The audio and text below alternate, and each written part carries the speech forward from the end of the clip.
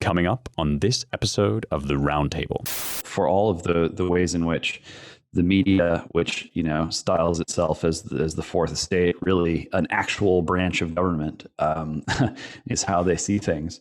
And the truth is that they are, increasingly functioning in that way. Although, which branch of government they're part of is whichever one that the people have the least amount of control and influence over. But nevertheless, the structure, the way that these things are working. I mean, you can just look at the way that that the press is admitting that they made an oopsie with regard to the dodgy dossier. It's more than an oopsie. It's a crime, and it involves foreign and domestic intelligence operations. But they're trying to get out from under the dead weight of their own institutions, and they're trying to use that effort as something like a symbol of good faith that they can be trusted to build the new superstructure.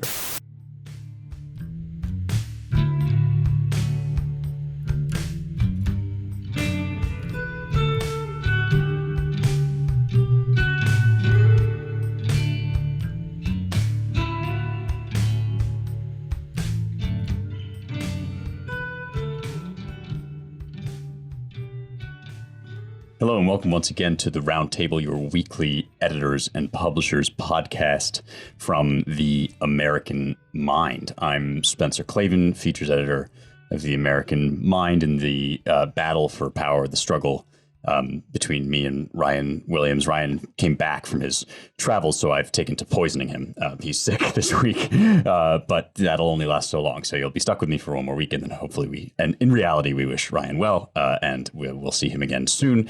I am joined this week, as ever, by managing editor Seth Barron, executive editor James Poulos, and founding editor Matthew Peterson. We thought we'd spend today covering a few news stories that kind of burst onto the scene, and then in the way of our, ongoing Twitter toss and churn, the way things just kind of vanish and quietly metastasize under the radar. There are just a few news stories that, while the Kyle Rittenhouse case has been dominating the TL, there have been developments that we wanted to cover. The first is the kind of ongoing veer into totalitarianism of the Biden and Garland DOJ. A couple stories that we wanted to line up next to each other. First is kind of a continuation of one we've covered already, which was this memo that Garland released, basically identifying concerned parents who go to the school board over things like CRT or radical gender theory, identifying those parents as so-called domestic terrorists. Didn't quite come out and say that, but the memo is quite striking.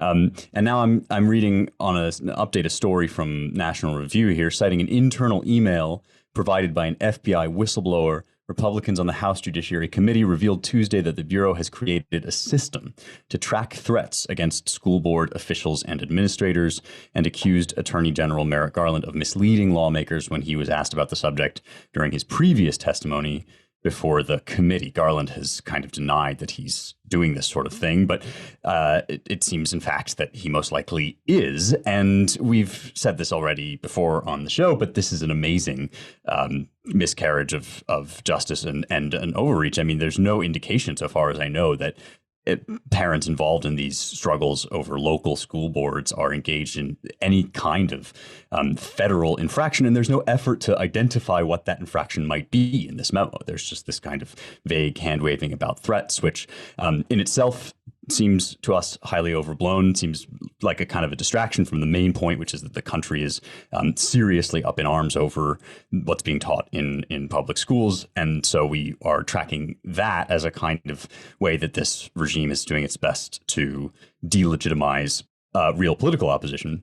At the same time, there has been a raid on the House, the residence of associates of a Claremont Institute Lincoln Fellow, James O'Keefe, known for Project Veritas. They do kind of undercover journalism sting operations.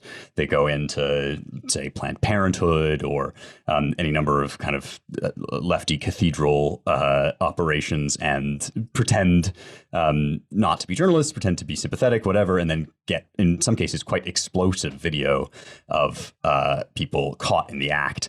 One of their projects on abortion was particularly gruesome a few years back. Now, and this is, I'm reading from Fox News here, the American Civil Liberties Union, the ACLU, on Sunday warned against the potential consequences of the Justice Department's recent raids of Project Veritas founder James O'Keefe's residence and the residences of his associates. Project Veritas has engaged in disgraceful deceptions, and reasonable observers might not consider their activities to be journalism at all, the ACLU said in a statement. Nevertheless, the precedent set in this case could have serious consequences for press freedom. Now, we're no fans of the ACLU here. I think it's fair to say, and you can hear already in that report their attitude, their disdainful attitude toward what I think is one of the only guys doing journalism in the country. But even they are kind of pulling at their collars, saying this seems a little Soviet, wouldn't you say? A little totalitarian, perhaps, to be raiding the homes of journalists who you don't happen to like. And again, we raise all of this in part because nobody's talking about it. I mean, there's like a lot going on about the Kyle Rittenhouse trial. But we've also, I think, on this show been tracking what you might call the normalization of things that 10 years ago would have set people's hair on fire. I mean, any one of these revelations, I think, would have been a bombshell just a few years ago. You guys, what do you think? Am I overreacting here? I mean, to me, this just looks like a kind of quiet, under the radar effort to do stuff that if people knew about it, they would drive them insane. Well, what's especially weird about the Project Veritas thing is, like, what's the proximate cause? Right. What it's all about is this diary, like Biden's daughter's diary, which before the election was supposedly found in a hotel room and then offered to Project Veritas, who said, you know what, we can't corroborate this. We don't know if this is real. We're going to give it to the feds so they can give it back to her or do whatever they have to do with it. I mean, I think this is the story. So nobody really paid attention to the diary. And now, all of a sudden, I mean, essentially the FBI has said, yes, this diary actually is her diary, and it's legitimate. Like, isn't that kind of a weird thing for them to do? Like, the diary has all of this salacious stuff in it about, like, I don't know, Biden showering and Hunter Biden, and she says she would listen to her parents have sex in the next room. And it's like basically her rehab diary. But the thing is, it's like, why to have the federal police going around like tearing apart people's houses to find the president's daughter's diary? Like, how is that? Why is that their function? Like, doesn't that seem that's not the way it works in like a republic?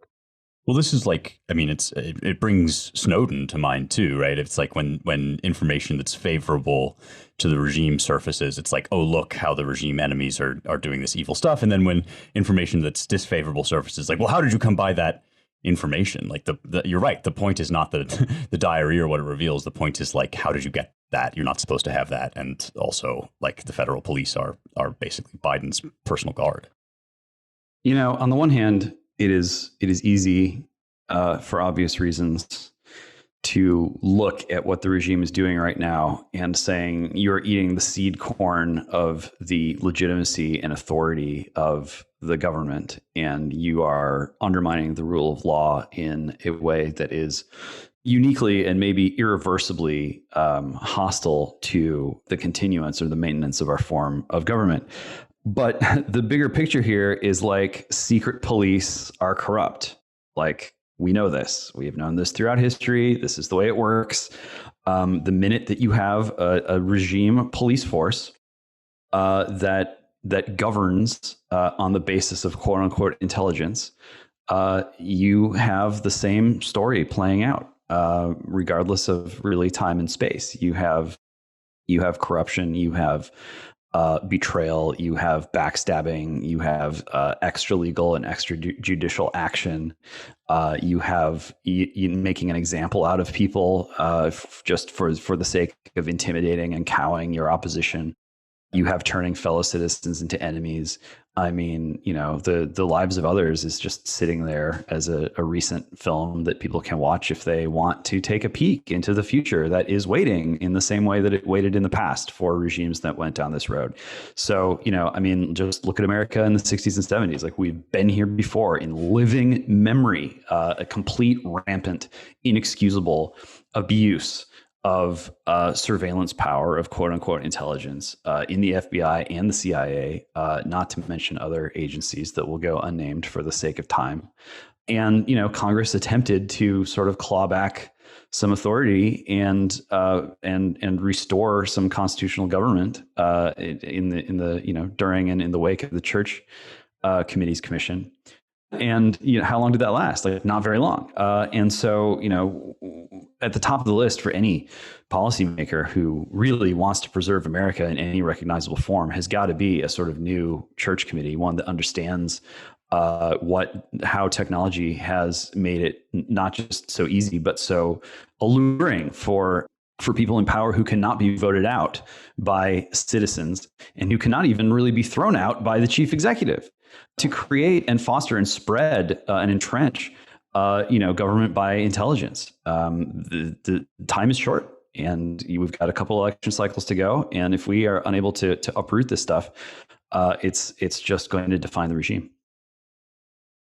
Yeah, on this note, there was a great article just describing how these things work, even in, let's call them normal deep state circumstances, not the sexier parts of the powers that the Praetorian Guard has been seizing, kind of stuff that Spencer's talking about. But a former president of the Claremont Institute, Michael Opaque, wrote an article for the Washington Examiner about how he was nominated by Trump fairly early on, and then it took basically the majority of the 4 years for him to get his position, which was ostensibly in charge of media for the U.S. government worldwide, in charge of Voice of America is probably what most people recognize, and a whole host of other agencies. So he finally gets his position after they stymie him for a better part of 4 years. I think he had, I don't know, it wasn't more than 8 months, maybe 6 months, to try to resolve things. And the problem is they're violating their own codes and law. Everyone there is, a snake. They refused to report the actual policy of the Trump White House to the rest of the world. And they refused to do their jobs. And it was virtually impossible for him to change any of it. When you come in to that situation, there's only a few political people. And he does a great job of describing what it's like and then what it would take, although he doesn't go as far as he should, what it would take to actually change that situation. So any kind of hope is going to require either executive leaders or leaders in Congress who recognize the extent of the damage, the extent of the problem. This is systemic beyond belief. This is the system. This is how it works. It is a sort of corporate oligarchy, and there is a permanent state within the federal government that does its own thing. So in order to eradicate it, you'd have to take extreme measures, and there's just no way around that at this point. And until someone really starts to talk about that seriously, I think that process has begun. At least people are talking about the kinds of serious measures that should be taken. But until you really have politicians who have the potential to do some of this stuff, talking about it in the same way, you're not going to change anything. And actually, I'm somewhat hopeful that we actually will have leaders rising to power in the next few years who will recognize and more freely talk about the extent of the problem. I think even Governor DeSantis is, much better equipped to speak about the extent of the problem and think about more bold solutions should he run for president. There's certainly signs of that in what he says publicly. And there's others like this too. But the new normal has to be systemic change to meet systemic rot, to use the left's favorite word. And so the kind of change you would needs to be structural, and deep, and that's the only way you're gonna get rid of this stuff. And frankly, that means that you really need people who have the will to look past what losing requires. You have to have the leaders who have the will to say, this may break me and it may destroy me, but I'm going to go to war with the bad guys for real, and we're going to duel to the death. We're going to duel to the end, and I'm burning my bridges, and this is what I'm doing. That's the kind of leadership that would be required, because the kind of ferocity and power that these people have already taken, and you already see them doing, raiding O'Keefe's home, et cetera, just shameless stuff. It will be all-out war if Republicans come anywhere close to the presidency in 2024, should that happen. So anyway, that's where we're at. And I think that the rhetoric will heat up on the right. It is getting better on the right, and leaders will catch fire, right, who will make everyone else irrelevant. That's already, I think we're on our way towards that. The base is, more base than suits on Twitter, for God's sakes. People recognize what the hell is going on, and they are pissed off about it, and they're willing to do something about it. But, we await the acceleration of the kind of power consolidating that can really throw punches. Yeah, I've made this point, I think, on the site before, and it was always, I think, kind of obvious to those of us who have eyes to see, but all this stuff about defund the police, the minute that became a big deal or became a rallying cry for a certain form of riot, or we were all saying there's no such thing as defunding the police. There exists law enforcement in any state, in any regime, in any human community. And the irony now that is emerging, if it wasn't plain already, is that many of the people who cynically backed the defund the police movement saw quite plainly that there already exists in America an enormous police power, a secret police power of the kind that James described, unaccountable, moving in many cases in the shadows, unknown by name to a lot of us, and with just, amazing power enabled by new digital technology to reach into our lives, to manipulate us, to intimidate us, to engage in, both new and old forms of thuggery. That was what Garland said when he was called before Congress recently about how they were going to investigate the January 6th people, is don't worry, rest assured, all methods that you know of and some that you're not aware of are being used to track these guys down, to hunt them down, to bring them to so-called justice. And so, of course, I think actually this does fold into what we're seeing with Kyle Rittenhouse, because what do you have when the Praetorian Guard starts to assemble? You have a centralized federal police force that operates at the will and the whim of the ruling class. And then you have vigilantism in the streets. You have people who riot and make their will known by way of arson and property destruction and physical intimidation. And then you have others who, perhaps in a foolhardy and naive way, but with a certainly admirable and naive intention, undertake to kind of fight back against that. And the whole message of making an example out of Kyle Rittenhouse, like the left currently wants to do, is you don't do that. You don't do vigilantism. We have all the police power on the streets and behind the scenes. And so, yeah, Matt, I hope that we will raise up leaders who understand that that's the situation that we're in. Yeah, for all the complaints, basically like half of my life in the streams coming in, I don't know, you get to a certain place and it's all complaints. So, it's like so-and-so is not based enough, so-and-so's a Fed, or so-and-so's a alt-right extremist, or, so-and-so's this and so-and-so's. There's no end in this realigning time to everyone kind of having this, it's like a hungry negative emotion to deconstruct everything. And you want to outdo everyone else and deconstructing. And in positioning yourself in quote unquote, unique, fresh space or whatever the hell it is. These dynamics you have to ignore in all this. I think if you just look at what the developments are, there's promising signs that you're going to see some of what we're talking about evolve, and you're already seeing it in what people are saying. And, that's That doesn't mean that there's any kind of win coming, but we know a red wave is going to occur. There'll be people you haven't even heard of yet who appear at the end of that process, and they'll start pushing in serious ways. And people in power will increasingly on the right will increasingly find that they increase in power and they get a lot of attention if they say the right things. And so these kinds of changes can actually happen pretty quick. Yeah.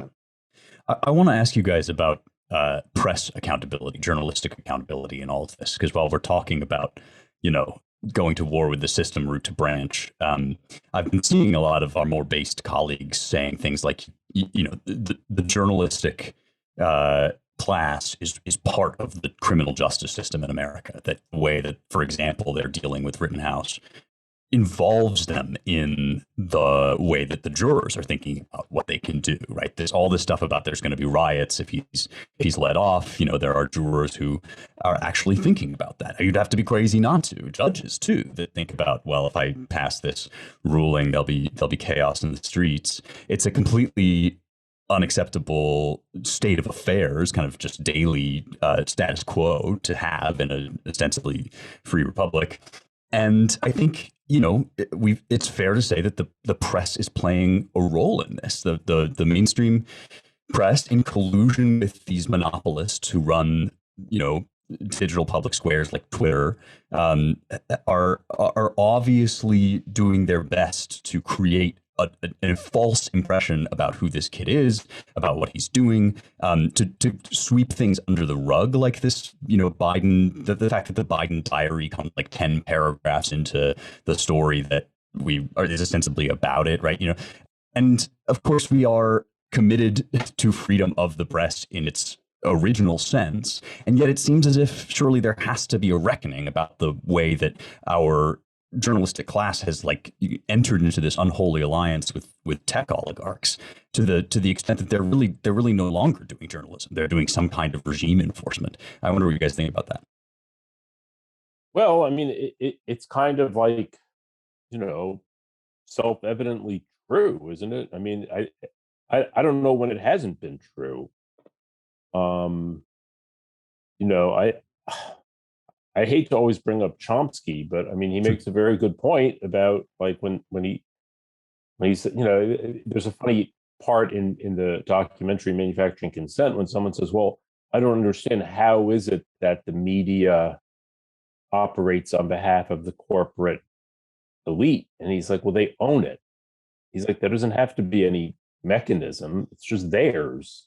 Like, what else would you expect them to do? So, yeah, I mean, the fact that major media company, that there's massive concentration and, it's part of the cathedral. So even ostensibly independent outlets are basically tied into the large ones or hunger to be acquired by them. I mean, yeah, I mean, it just seems like, it seems kind of elementary almost, or axiomatic. Mm.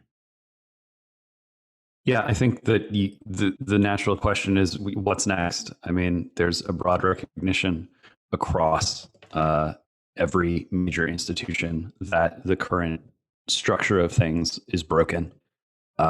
There is an increasing admission that academia is broken. It's the sort of student loans and the cost of the education and the bloat of administrators. I mean, these trend lines have no end in sight because of the way that the system is structured, and for all the backlash that there is, it's the people in charge of the institutions themselves increasingly that are admitting that that this is the case, and this is true of the financial system. The Financial Times ran an ad that basically said, let's not go back to things that aren't working anyway. The powers that be are becoming increasingly public with their admissions that what they have structured no longer works. And it's on this very basis that they are proposing that they be put in charge or kept in charge of coming up with a whole substitute, a whole new interlocking set of institutions. And this is ultimately true of the media as well. If you look at how CNN and The Atlantic have done since Trump left office, these institutions are poorly suited to technological development, even on their own terms. And the scramble is on for that faction of people in charge to reboot or reset or reground their power and their authority on a new footing for a technologically very, very different world. And so for all of the ways in which the media, which styles itself as the fourth estate, really an actual branch of government, is how they see things. And the truth is that they are, increasingly functioning in that way. Although, which branch of government they're part of is whichever one that the people have the least amount of control and influence over. But nevertheless, the structure, the way that these things are working. I mean, you can just look at the way that that the press is admitting that they made an oopsie with regard to the dodgy dossier. It's more than an oopsie. It's a crime, and it involves foreign and domestic intelligence operations. But they're trying to get out from under the dead weight of their own institutions, and they're trying to use that effort as something like a symbol of good faith that they can be trusted to build the new superstructure.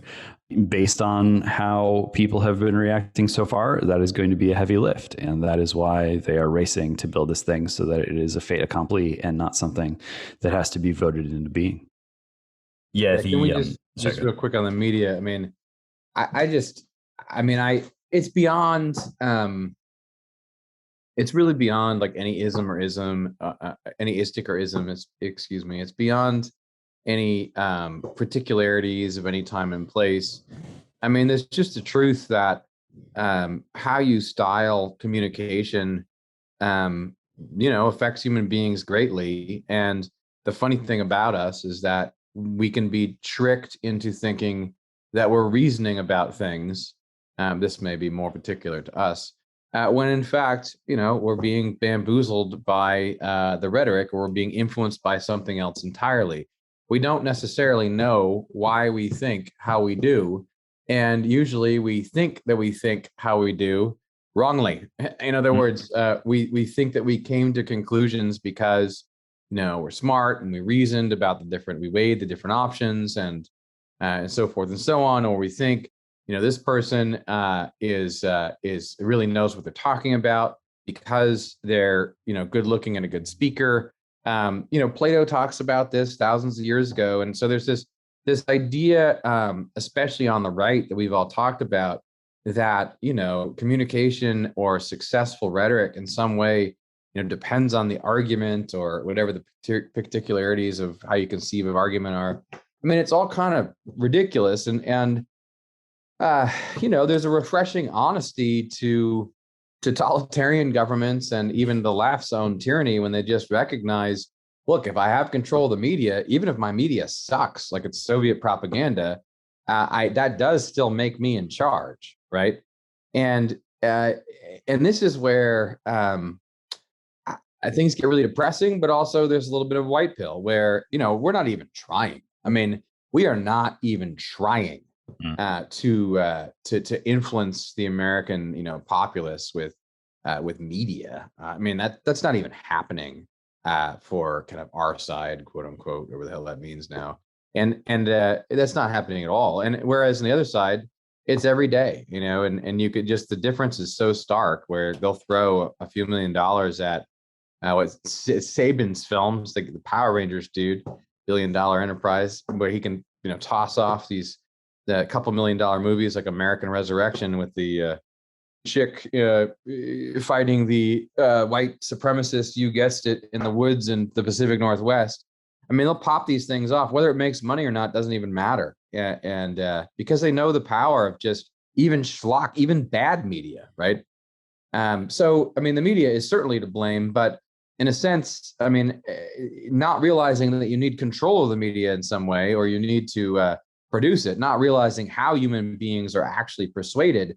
That's the real problem. I mean, it's no surprise that bad actors control the media. Anyone who wants power is going to try to control the media. And it's just one more thing and I'll stop. It's a dangerous weapon because in our society, for all the way in which we worship, even still like the televisual gods of stars and so forth, there's and for all the way digital has disrupted that, there's just this constant human problem of not recognizing who really sits behind the curtain. There's always curtains, right? There's always some curtains at the theater. And the funny thing is that human beings like to suspend their imagination and go along with the show. And in any event, I mean, it's far past time that we controlled and produced the show. Yeah, here. I mean, I think there's been for as long as the conservative movement has been even around, it has lamented its failure to its own failure to understand this, I feel. And I'm heartened by the fact that there are people who are actually like sort of done talking about this and about taking action. I mean, New Founding, obviously, Matt Spencer is an example of this. The Daily Wire is I think doing some pretty good work. I hope we're part of that too, but right. This is like the perennial lament is like we conservatives don't understand the culture. They don't involve themselves in the culture. And hopefully we are at long last, like doing something about that. We wanted to raise another story that you may not have heard of. This was Seth who brought this to our attention. Really not a lot of play on this one, and it's kind of remarkable when you hear the headline. This is from Newsweek. Biden admin set to auction off over 80 million acres to oil and gas drilling companies. This is the largest federal offshore drilling auction in U.S. history, less than a week after the UN Climate Change Conference, COP26, where nearly 200 nations promised to reduce fossil fuel emissions. This is, I mean, you really can't make it up. One sort of pictures a threadbare Biden strapped for cash, like forced into quietly just selling off a couple million acres of land for people to drill in it. But I'm flummoxed by the existence of this event without like so much as a whisper. Speaking about conservatives not doing a good job of like picking up on stories and magnifying them, this is an amazing about face or just kind of under the table surreptitious like betrayal of the stated project of the regime, which even like it's not even like we particularly are fans of the climate conference or its approach to climate. I think, there's a whole realm of reasons why we would be happy to like see more offshore drilling happen. But like the fact that it's going on in this like quiet way under the table. What do you guys make of this? Is it really just as feckless as it seems? Yeah, I mean, I think it just points up the essential hypocrisy of everything about the climate change, green, enviro movement from top to bottom. At the same time, right, the Paris Accords, everyone knew they were nonsense. Every single country just submitted their own estimates and nothing was binding. So leaving it didn't mean anything. China and India are allowed to baseline their carbon output from the year 2030 and then try to reduce it. Everybody, all these elites are flying there in their planes. Everything about it is just kind of see no evil, wish fulfillment, push combustion farther up line where I don't have to think about it. So look, I mean, electric cars sound pretty cool and I'm not against them. But, the idea that because you're not directly, siphoning gasoline into your car, that you have a level of purity and that you're removed from the burning of carbon is nonsense. I mean, it's just being pushed upstream. New York City today is having a vote, to do, I think they did this in California, to, end hookups to gas lines. So, no new construction after a certain point will permit gas hookups, and everything will have to be all electric. And everyone's just congratulating themselves on how green this will be. But it's just going to wind up with like very expensive fuel and, shortages. And this is another example. Like gas prices have gone through the roof. So Biden is desperate. So he completely reverses himself on this major, major thing, this ban on offshore drilling, which he announced the first week of his presidency. And now they're selling like, this massive acreage in the Gulf of Mexico to do like the absolute, from their perspective, the absolute worst thing to drill offshore for oil. But they can somehow just do both at once. That they'll still talk about all of their goals and how we really need to, pass the Build Back Better bill and get good green jobs and wind power and all this stuff at the same time that they're going to do like the nastiest, dirtiest, grossest form of like oil extraction known to man. So, which is fine. Like, I think that they should do it because, I think we should be energy independent. But yeah, at this point, I just yawn when I see this kind of hypocrisy because it's really back to like, Soviet style, just nonsense. You can't believe anything you read in the newspapers, and you don't read anything that's of importance. This whole oil thing was not covered in the New York Times. It's just not even in there. So yeah.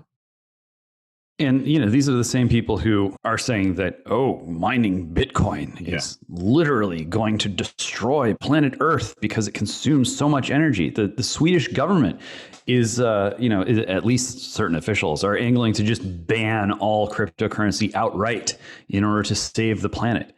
But beyond all this hypocrisy, I think the underlying question is like, who is in charge? Who is making these decisions? It's, President Joe Biden doesn't seem to be making the decisions.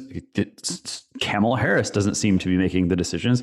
Even, to invoke CNN twice in the same podcast, even CNN is reporting that like Harris's, tenure, such as it is as vice president, has basically just been a disaster, backstabbing, people just like hating each other and probably themselves.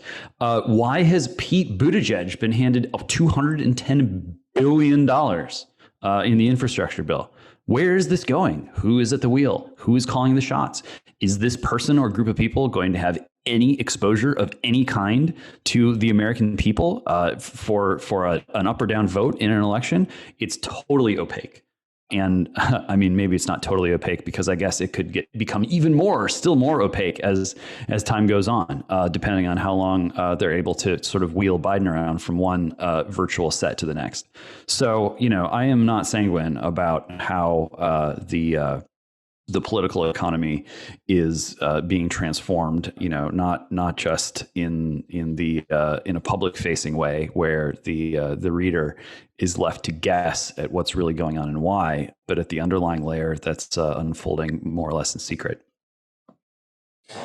Yeah, the crying shame of all of this hypocrisy is simply that like it turns caring about the environment into some kind of like house of mirrors phantasmagoria, when it's like it's the classic definition of a bipartisan issue. Like nobody wants to see the environment just like ravaged. All people who care about life on Earth like don't want it to be just completely, don't want to see like the beauty of nature besmirched by like constant extraction. Nobody is arguing about this, as with so many of these sort of like lefty talking points. Nobody cares, except that now in reaction to like a completely wackadoodle political program, which, as James points out, right, talks about banning Bitcoin in the same breath that it like shills the Gulf of Mexico, sells the Gulf of Mexico for oil drilling, right? Like anybody that raises these concerns without in the same breath like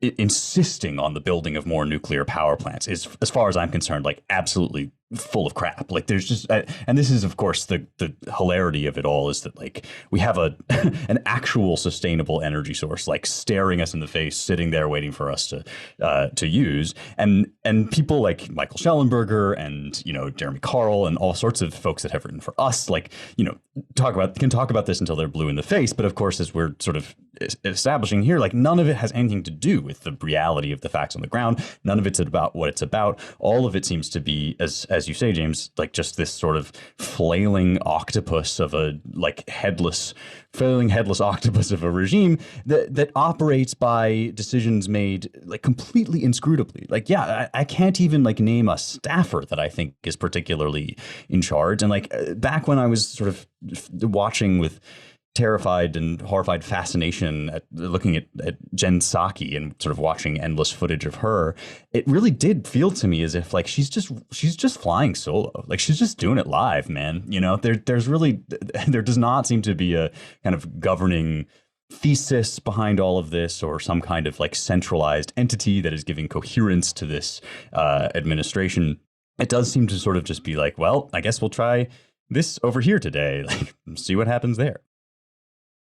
Okay, well, I have one more story, which is a bit of a white pill story. I'm kind of springing this on the guys, actually, because I neglected to mention it to them beforehand. But, as Matt said before we started, we're all professionals here. So this vaccine mandate thing is going through the courts in what is sort of stacking up to be a pretty big confrontation. So we did a podcast a while back, right after Biden announced that he's going to, force through OSHA, through the health and safety sort of bureaucratic organization that manages health and safety on the job. He's going to force businesses with 100 employees or more to require vaccination of their employees or masking and regular tests or face really kind of crippling fines.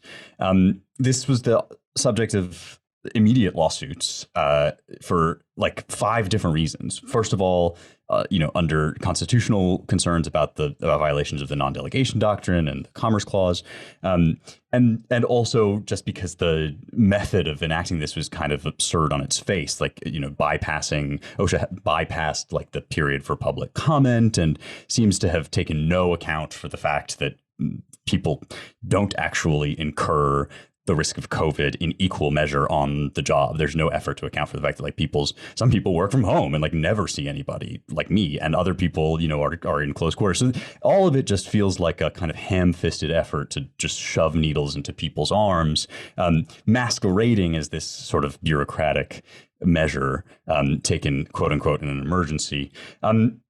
I'm saying all this to outline the arguments that were very helpfully articulated by some of the circuit courts. So the Fifth Circuit most recently issued a ruling that this thing has to stay, has to be paused and not put into effect.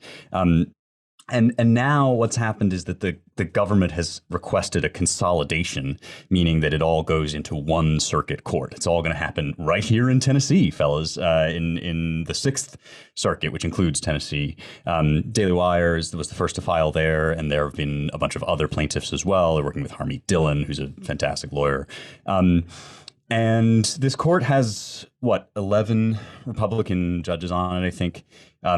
It looks favorable, except, of course, that Biden, until very recently, has basically just said, well, like, whatever the courts say, just go ahead and keep forcing these shots in people's arms. Meanwhile, the boosters continue to roll out. Can the courts save us here, you guys? What do you think? I mean, ideally, if we lived in America. Right. That's what I'm asking. Do we? I think the jury's out on that question. No. If Biden is, set on just ignoring what courts say, I mean, which is so funny because this is exactly like Trump kept getting hammered by these district court judges, and he would just go along with it. He'd be like, well, okay, this judge in Hawaii says that my border program is unconstitutional. I can't do it. Biden takes exactly the opposite perspective. No, we're just going to do whatever we want.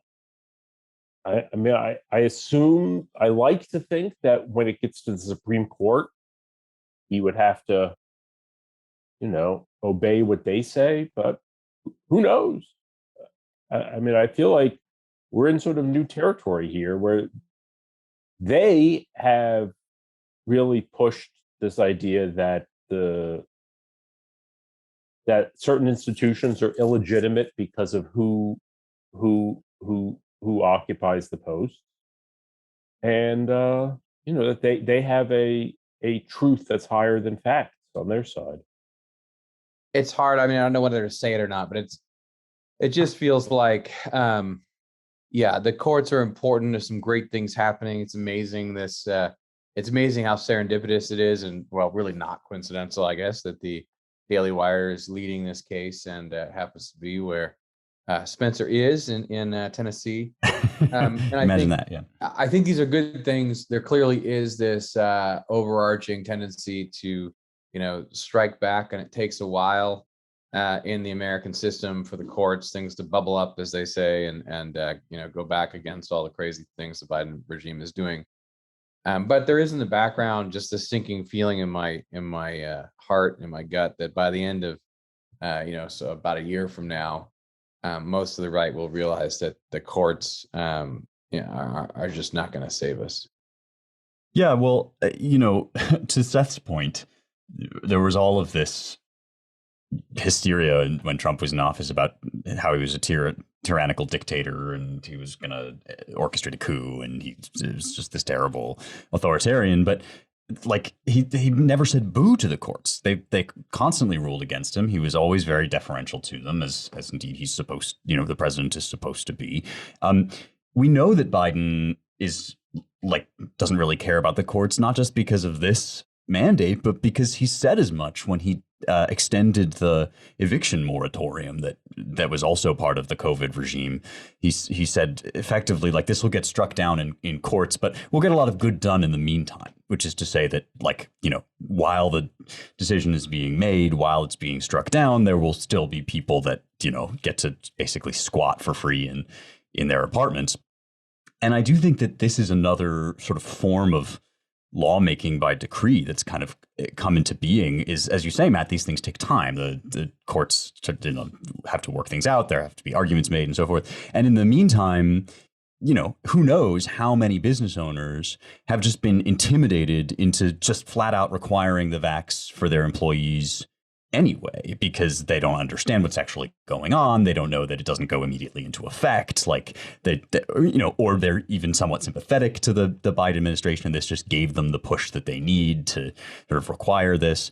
And then it's you can't take the vax out of your arm and you can't get unfired. So it's not as if this is a victimless crime. It's just that he kind of, I sort of think he depends on the courts to slap him around, but he doesn't care because in the meantime he can just bully people into doing the stuff he wants.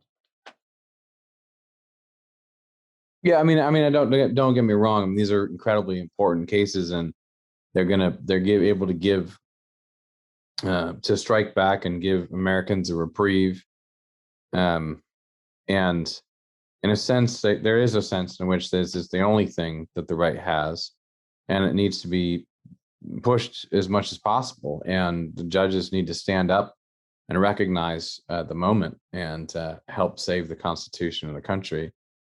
But what I just mean is that I do think that there's a limit to what the courts can do and will do, even just by their nature, not even due to any fault of conservative jurisprudence, even, although that's probably also a problem.